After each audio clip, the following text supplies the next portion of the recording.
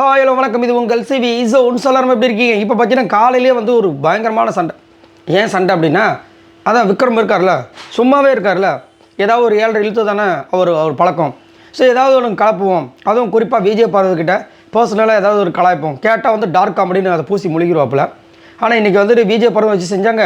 கானவனத்தை உள்ளே போந்து கலாய்ச்சார். ஸோ அதை பற்றி பார்க்குறதுக்கு முன்னாடி பார்க்குற எல்லாருமே நம்மளோட சேனலை சப்ஸ்கிரைப் பண்ணிட்டு பாருங்கள், லைக் பண்ணுங்கள், கமெண்ட் பண்ணுங்கள், ஷேர் பண்ணுங்கள். ஏன்னா இந்த வருஷத்துக்குள்ளே நம்ம 1 லட்சம் சப்ஸ்கிரைபர் வந்துட்டு உங்களோட தேவாலை நம்ம ரீச் பண்ண போகிறோம். நீங்கள் பண்ணுவீங்க நம்புகிறேன். இப்போ வாங்க அந்த வீடியோக்குள்ளே போகலாம். காலையிலே பெருக்கிட்டு இருக்கார் எங்கள் பிக் பாஸ் வீட்டுக்குள்ளே. அங்கே அந்த அம்மா உட்காந்துட்ருக்காங்க விஜய் பார்வதி. நேற்றே நிறைய விஷயங்கள் போச்சு. அவங்க ஸ்போர்ட்டிவாக தான் எடுத்துக்கிட்டாங்க. அவங்கள வந்துட்டு அவங்க செத்துருவாங்களாம், அவங்கள அடக்கம் பண்ணி பால் ஊற்றுற அளவுக்கு வந்துட்டு ஃபுல்லாக காமெடி பண்ணிட்டு இருந்தாங்க. அவங்க ஸ்போர்ட்டிவாக தான் எடுத்துகிட்டு இருந்தாங்க. நீங்களும் பார்த்துருப்பீங்க சரிங்களா? அதெல்லாம் வந்து ஒரு காமெடின்னு சொல்லிட்டு ஒரு சில பேர் பண்ணுறாங்க. கொடுமையாக இருக்குது. சரி, காலையிலே வந்துட்டு பர்சனலாக ஏதோ ஒரு கலாய்ச்சிட்ட போல இவங்களுக்கு செம்ம டென்ஷன் ஆகுது. ஏன்னா இந்த மாதிரி வந்துட்டு ஃபேமிலி பற்றி இந்த பர்சனல் பற்றி எப்போ பார்த்தாலும் கலாய்க்கிறேன் அப்படின்போது இது ஒரு சும்மா ஜோக்குன்றாருங்க. விக்ரம் சொல்கிறாரு. இப்போ வந்து கானவன் சொல்கிறாரு, அவங்க வந்து ஜோக்குன்னாலும் பர்சனலாக பேசாதேன்னு சொல்கிறாங்க, அதை நீ பண்ணாத அப்படின்றாங்க. இப்போ அவங்க வந்துட்டு டென்ஷன் இல்லை, நான் ஜோக்காக தான் பண்ணேன் அப்படின்னு சொல்லிட்டு இவர் தெரியல உங்களுக்கு. காமெடின்ற பேரில் வந்து நிறைய விஷயங்கள் பண்ணுவார்.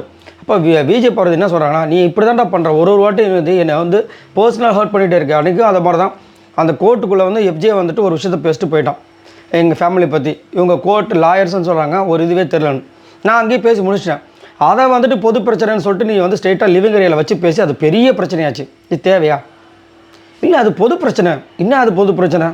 இவர் வந்து எல்லா பொது பிரச்சனை எடுத்து வந்து இங்கே வைக்கிறாரா அப்படின்னு பார்க்கும்போது நம்ம சொல்லணும்னா எக்கச்சக்கமாக சொல்லலாம். ஏதாவது எடுத்து வந்து வைக்கிறாரா இங்கே ஏன்னா விஜய் பார்வதியை பற்றி பேசினா வெளியில் நம்ம தெரியும். அவருக்கு இப்போதைக்கு கண்டென்ட் எதுவும் இல்லைன்னு காலையில் ஒன்று ட்ரை பண்ணார், வச்சு செஞ்சுட்டாங்க. அதே மாதிரி இன்னொன்று சொல்கிறாங்க. அப்படி தான் வந்துட்டு பார்வதிக்கே வந்துட்டு என்ன சொன்னாங்கன்னா, பார்வை 10 தடவை ஃபீல் பண்ணிட்டாங்க. ஏன் எங்களுக்குலாம் மனசே கிடையாது, அதனால் மனசு ஜென்மமே கிடையாது. பார்வை 10 தடவை ஃபீல் பண்ணிட்டான்னா என்ன அர்த்தம்? அவள் ஃபீல் பண்ணாதவ அவளே 10 தடவை ஃபீல் பண்ணிட்டா அப்படின்ற. ஏன்டா இந்த மாதிரி முதல்ல இந்த மாதிரி பண்ணுற அப்படின்போது அவர் பக்கத்தில் சபர் இருந்துட்டு, ஏன்டா காலையில் கம்மனு போடா அப்படின்றாரு விக்ரம. அதுக்கப்புறம் கானவனத்தை வந்து டென்ஷன் கிடையாது. என்ன சொல்கிறாருன்னா, என்ன பாரு இவர் கலாய்க்கணுமா, இந்த பாரு இப்போ பாரு தம்பி நீ பெருக்கி தானே இருக்கேன், இந்த பாரு அங்கே பாரு உள்ள டிஷ்யூ பேப்பர் இருக்குது, இங்கே பாரு இங்கே இருக்குது அப்படின்னு அவர் சொல்கிறார். ரொம்ப விவரமான ஆளாம். இல்லை அவங்க அதெல்லாம் கலாய்க்க மாட்டாங்க, ஏன்னா அவங்க வெசல் வசங்கள் இருக்காங்களா, அப்புறம் நான் திரும்ப கலாய்ச்சிடுவேன். உடனே அவர் சொன்னார், அதுக்கு நான் சொல்லவில்ல விக்ரம், நான் வந்து தலையாகும்போது நீ என்ன பண்ண தெரியுமா, எல்லா இடமும் க்ளீனாக இருந்துச்சு, ஆனால் உள்ளே ஒரு டிஷ்யூ பேப்பர் இருக்குது பாருங்கள், அங்கே ஒரு குப்பை இருக்குது பாருங்கள், நீ வேணும்ட்டு பண்ணேன், அதை தான் நான் இங்கே சொல்லி காட்டுறேன்டார். என்னங்க அப்படின்னு, இதுதான் நீ பண்ணேன்னு சொல்லிட்டு கம்முன்னு போயிட்டேன். அவ்வளோதான், சிம்பிள். போகிற போக்கில் இவர் விட்டார் பாருங்கள், செம்மையாக ஒரு இது சான்ஸே இல்லை. வினோத் செம்மையாக வந்து கலாய்ச்சி பண்ண. இப்போலாம் பார்த்தீங்கன்னா கொஞ்சம் விவரமாக செம்மையாக வந்து பண்ணுறாரு. அதுக்கப்புறமா அங்கேருந்து போகிறாங்க. அதுக்கப்புறமா வெளியே வந்து பேசுகிறாங்க, இதை பற்றி தான் போகுது. நான் வந்து அன்றைக்கி அடிப்பட்டு உட்காந்துட்டு அப்பயும் வந்து ஒரு தலைகாணி எடுத்து போட்டு போகிறேன். எனக்கு எவ்வளோ காண்டாச்சுது, சும்மா நான் எடுத்து கொடுத்தேன், சும்மா சப்பக்கட்டு காரணம் என்ன வேணால் சொல்லலாம். அதுக்கப்புறம் வந்துட்டு இப்படி பேசிட்டு இருக்கும்போது நம்ம நினச்சி, என்னடா இது விக்ரம் பார்த்து விஜய் பார்வதி பேசுகிறாங்களே, கனி என்ட்ரி காணமேனு வந்தாங்க துபுக்குன்னு. இல்லை நீங்கள் நல்ல அண்டர்ஸ்டாண்டிங்கான ஆளே ஆச்சு பார்வதி, இது ஒரு சின்ன விஷயம், இதுக்காக நீங்கள் இவ்வளோ ட்ரிகராக டென்ஷன் ஆகிட்டீங்க, எனக்கே ஒன்றும் புரியலையே அப்படின்னு அப்படியே பூசி முழுகிறாங்களாம். நல்லா நீங்கள் பார்த்தீங்கன்னா தெரியும், எஃப்ஜேக்கு சபரிக்கு இவங்களுக்குலாம் ஏதாவது அகேன்ஸ்டாக அந்த பாயிண்ட் இருந்தால் மட்டும் தான் இந்த மாதிரி பூசி முழுகுவாங்க.